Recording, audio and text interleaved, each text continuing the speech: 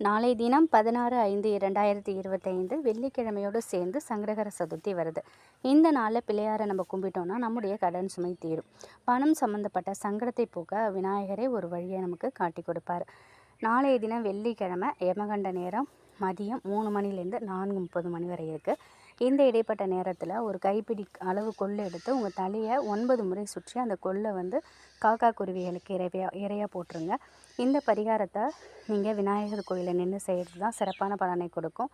அப்படி அரச மரத்தடி பிள்ளையார் உங்கள் சைடு இருக்காங்கன்னா அங்கே போய் நின்று கூட நீங்கள் இதை செய்யலாம். ரொம்ப ரொம்ப பவர்ஃபுல்லான பரிகாரம் இது. அவங்களுக்கு முன்னாடி இந்த பரிகாரத்தை செஞ்சுட்டு அந்த மரத்தடியிலே கூட இந்த கொள்ளை நீங்கள் தூவி விடலாம்.